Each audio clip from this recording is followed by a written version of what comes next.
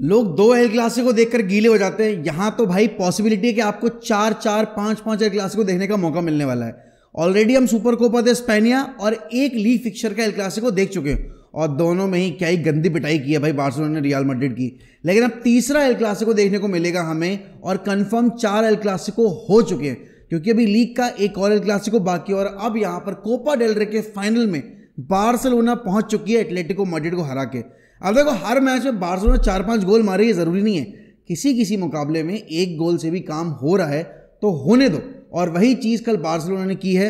Atletico right from minute 1 कभी भी ऐसा लगा नहीं कि बारसा को हार्म कर सकती है।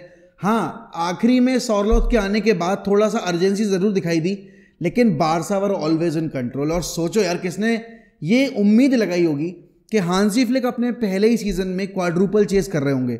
ऑलरेडी सुपर कोपा दे स्पेन जीत चुके हैं, कोपा डेल रे में भी आई वुड से जो पिछले 2 मैचेस का रिकॉर्ड रहा है, मैड्रिड से ऊपर बार्सिलोना फेवरेट रहेगी इस मुकाबले में। ऑल्दो फाइनल में जाते में कोई भी टीम फेवरेट हो सकती है, वो तो कहने की बात है because recent run of form यहाँ पर बारसा का ज़्यादा बेटर है।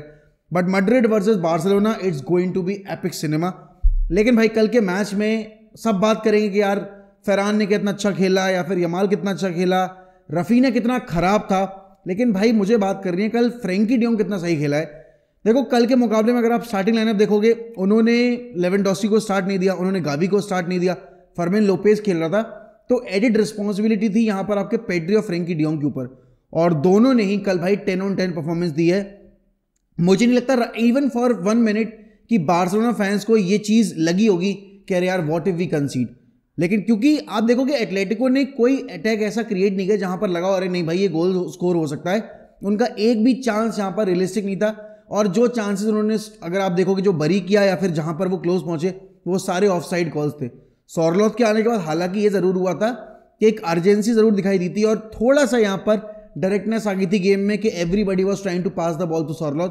लेकिन Barcelona registered a pretty comfortable victory. Aggregate score line थी 5-4 और वहां पर आपने पता है कि आपकी रियल मैड्रिड ने भी बड़े ही एपिक फैशन में कल सोसेदाद को हराकर फाइनल में जगह बनाई थी। अब देखो समझना ये होगा हमें कि even if Barcelona and up losing this game, जो कोपा डेल रे का फाइनल है, तो भी एक अनरियल एक्सपीरियंस दिया है आपके हांसी फ्लिक ने।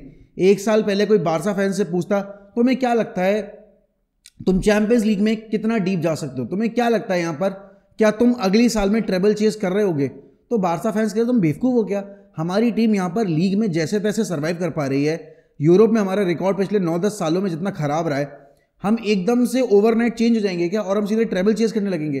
बट येस, वो जो ड्रीम है वो हकीकत बन सकती है। हांसी फ्लिक ने एक चीज जो लाई है यहां पर इन प्लेयर्स के अंदर, वो है डिसिप्लिन।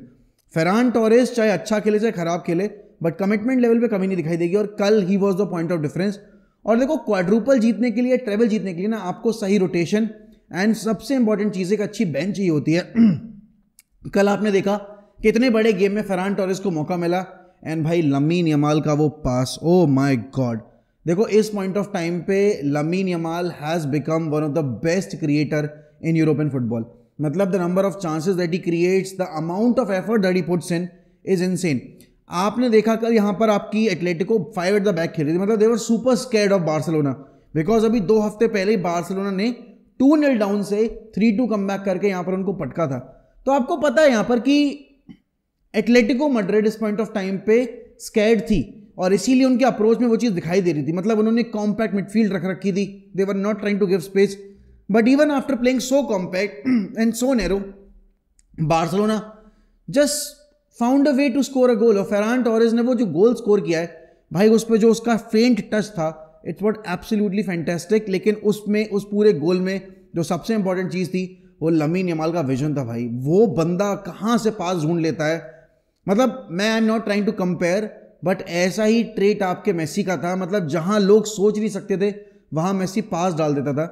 अब जिस बंदे के ऊपर खुद मेसी का आशीर्वाद हो तो उससे क्या ही कहा जा सकता है। बट यस, कल बार्सिलोना की एक परफॉर्मेंस आपको हाई फ्लाइंग देखने को नहीं मिली, बट एक परफेक्ट परफॉर्मेंस इसलिए थी बिकॉज उन्होंने गोल कंसीड नहीं किया।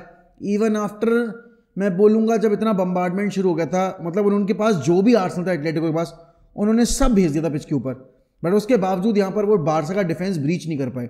और आप ये देखो कि मैच में कितने डर्टी फाउल्स हुए हैं। लोग बोल रहे हैं कि भैया बार्सिलोना को ना फेवर किया गया रेफरी के एंड से। यार तुमने टैकल्स देखे, कितने गंदे टैकल्स मारे थे, पीछे से खड़े होके आप अगर टैकल मार रहे हो प्लेयर्स के ऊपर, they are bound to get yellow card. मतलब और जिस तरीके से एटलेटिको फर्स्ट हाफ के बाद खेली है फ्रस्ट्रेट होके, लग रहा था कि कहीं सेकंड येलो ना ले लें या फिर रेड कार्ड ना ले लें। वो तो भला हो कि उनको मिला नहीं वो, वरना गेम का जो बैलेंस था वो और बिगड़ जाता, और फिर अगर एक बार रेड कार्ड मिल जाता तो शायद बार्सिलोना फिर इनके पक्के खोल देती। लेकिन हाँ, एटलेटिको मैड्रिड का सीजन ओवर हो चुका है। सोचो एक टाइम पे Atletico Madrid was also chasing the treble, लेकिन पहले वो यहाँ पर आपने देखा कि आपकी चैंपियंस लीग से बाहर हुए, फिर लीग में हार के बाहर हो गए उस कंटेंशन से, और अब कोपा डेल रे से भी बाहर हो गए। मतलब एटलेटिको एक टाइम पे कम से कम एक ट्रॉफी तो जीतना सोच रही होगी, अब यहाँ पर वो भी ट्रॉफी नहीं जीत सकते। और this is how you know football works. And इसीलिए ये स्पोर्ट बहुत क्रूअल है, कोई भी स्पोर्ट बहुत क्रूअल होता है, क्योंकि आपके चांसेस जीतने के ऐसे गायब होते हैं। तो यहाँ पर डियोगो सिमियोनी को अब देखना होगा भाई कि वो कितने साल और एटलेटिको में कंटिन्यू करने वाले हैं, बिकॉज जिस तरह का वो मैनेजर है, I think he deserves to be at a club जो लगातार यहाँ पर ट्रॉफीज डिलीवर करे। He is a fantastic coach, he is a fantastic manager, he is bit more animated now, पहले जितना था उससे ज़्यादा हो गया है, अब स्टाइल ऑफ प्ले भी चेंज कर ली है, बट अभी भी बहुत सारी चीज़ें ऐसी हैं जो डियोगो सिमियोनी को बदलनी पड़ेंगी। बट यस, बार्सिलोना ने हांसी फ्लिक के अंडर जो डिसिप्लिन शो किया है, मतलब अराहो इज नॉट स्टार्टिंग, आपका Gavi is not starting, then Lewandowski is not starting, and even after these many players not there in the starting 11, they have registered a pretty comfortable victory.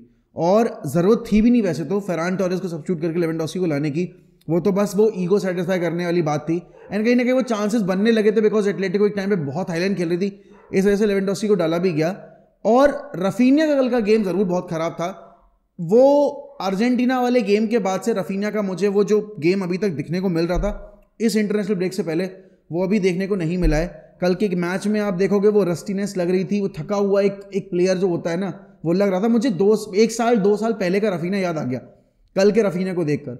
But देखो, ऐसे patches वाले game आएंगे जहां पर Raphinha won't be scoring goals और Raphinha won't be assisting goals and Raphinha will be delivering below par performances, क्योंकि ये season का पार्ट है। हर मैच में 8 out of 10, 9 out of 10 performance deliver नहीं की जा सकती। देयर विल बी गेम्स जहां पर आपका जो मेन प्लेयर है वो स्ट्रगल करेगा, लेकिन उसकी पोजीशन पर कब रिस्पॉन्सिबिलिटी कौन लेगा आके, वो एक सवाल आ जाता है। और कल वो रिस्पॉन्सिबिलिटी आपके फेरान टोरेस ने ली, आपके फ्रेंकी डियोंग ने ली। और मेरे हिसाब से जो अभी तक एक नैरेटिव हो गया था डेवलप, मैं खुद बोल रहा था कि अगर फ्रेंकी डियोंग नया कॉन्ट्रैक्ट साइन नहीं कर रहे, लेट हिम गो। बट मेरे ख्याल में यहाँ पर अब Barça fan base Frenkie de Jong को जाने देने के लिए रेडी नहीं है, बिकॉज आई फील पिछले 2 महीनों में Frenkie de Jong has become one of the most pivotal part of Hansi Flick system. And yes, जो मिडफील्ड है अभी फर्मिन लोपेज, गावी, देन आपके पास अगर आप देखोगे कसादो है, मार्क बर्नाल आ जाएगा, देन आपके पास फ्रेंकी डियोंग है, पेड्री है। It's insane, and that is the kind of potential, that is the kind of talent Barcelona holds. इतना इन्वेस्टमेंट किया भी नहीं है अगर आप देखोगे ओवर द ईयर्स, पिछले 3-4 सालों में जो बनाया है अकेडमी के थ्रू बनाया है। एंड उसके बाद यहाँ पर बारसा की टीम इस साल में क्वाड्रुपल जीत सकती है। बट देखो, एल क्लासिको में गेम किसी भी तरह पलट सकता है। एम्बापे, विनीशियस, बेलिंगम अगर उधर हैं, रॉड्रिगो उधर है, वेलवर्दे उधर है, तो यहाँ पर भी आपके पास पेड्री है, गावी है, फर्मिन लोपेज है, फ्रेंकी डियोंग है, लेवेंडोस्की है, राइट, लामीन यमाल है, रफीनिया है। प्लेयर्स बराबर से बटे हुए हैं और क्वालिटी बराबर की है। इसीलिए इस फाइनल की जो हाइप है वो नेक्स्ट लेवल होने वाली है। और भैया अभी तो रुको यार, अभी तो लीग का एक मैच बाकी है, फिर उसके बाद अगर मैड्रिड और बार्सिलोना दोनों चैंपियंस लीग के फाइनल पहुंच जाती हैं तो एल क्लासिको फाइनल भी हो सकता है हिस्ट्री में पहली बार। और ये जो मुकाबला है ना कोपा डेल रे के फाइनल का, ये बहुत सालों बाद हो रहा है, तकरीबन 11-12 साल के बाद। आई थिंक लास्ट बार जब ये दोनों टीमें कोपा डेल रे में आमने सामने थी, दैट वाज द डे जब आपके कोपा डेल रे के फाइनल में बेल ने वो मार्क बात्रा को दौड़ाया था पूरी लेंथ ऑफ द पिच पे, and he scored that winner. तो एक काफ़ी आइकॉनिक मैच होने वाला है ये, और इसमें the pride is on the line, because Madrid नहीं चाहेगी कि भाई वो तीसरा लगातार एल क्लासिको एक ही सीजन में हारे, और हारे नहीं है पिछले 2, बुली होके हारे हैं। तो वो उनके केस में एक होगा उनका narrative. But yes, Barcelona fans and Madrid fans both are pretty excited. दोनों चाहेंगे कि भाई उनकी टीम जीते, और हम तो चाह रहे हैं कि भाई एल क्लासिको हो जाए यूसीएल फाइनल में भी, तो 5 बार एल क्लासिको देखने का मौका मिलेगा। और ये फिक्चर से आप बोर नहीं हो सकते। ऐसा नहीं है कि हर साल बायर्न वर्सेस बारसा हो रहा था तो आप इस फिक्चर से बोर हो जाओगे। बट यस, देखते हैं क्या होता है क्या नहीं होता है। कल प्रीमियर लीग के भी मुकाबले थे और एवर्टन को हराकर लिवरपूल ने ऑलमोस्ट अपना जो टाइटल है वो सिक्योर कर लिया है। अभी गैप अगर आप देखोगे 30 गेम के बाद आपकी आर्सेनल और लिवरपूल में 12 पॉइंट का है। एंड आई डोंट थिंक बचे हुए 8 मुकाबलों में यहाँ पर लिवरपूल अपना जो गार्ड है वो ड्रॉप करने वाली है, वो सॉरी 9 मुकाबलों में अपना जो गार्ड है वो ड्रॉप करने वाली है। And they will be basically bottling this league. मेरे हिसाब से आर्सेनल अच्छा खेली है, आर्सेनल सेकंड फिनिश करेगी और लिवरपूल यहाँ पर टाइटल ले जाएगी। और कल डिएगो आपके जोटा ने यहाँ पर विनर मारा है। देखो यही वो चीज़ें होती हैं जहाँ पर आपको पता है कि सलाह अगर स्कोर नहीं कर रहा है या फिर आपके बाकी खिलाड़ी स्टेप अप नहीं कर रहे हैं तो किसी एक को रिस्पॉन्सिबिलिटी लेनी पड़ेगी। And last night it was Diego जोटा। आपकी यहाँ पर मैन सिटी ने भी कंफर्टेबली अपना गेम जीत लिया without Erling Haaland. Marmoush was on the score sheet, Grealish was on the score sheet against Leicester City. And अभी टॉप 4 के लिए लड़ाई नहीं है, टॉप 5 के लिए लड़ाई है। और टॉप 5 के लिए 3 टीमें कंपीट कर रही हैं, बल्कि 4 बोलूंगा मैं। आप एस्टन विला को भी रूल आउट नहीं कर सकते बिकॉज एस्टन विला ने भी कल अपना गेम बड़ा आसानी से जीत लिया है। और यूनाइटेड ने नाक कटा दी क्योंकि यूनाइटेड के पास अपॉर्चुनिटी थी। कल उनके ऊपर बैठी टीमों ने पॉइंट्स ड्रॉप किए हैं। अगर यूनाइटेड नॉटिंघम को हरा देती तो कहीं ना कहीं ये अभी जो टॉप 4 का सिनेरियो है वो भी आपकी काफ़ी रोमांचक मोड पे आ जाता।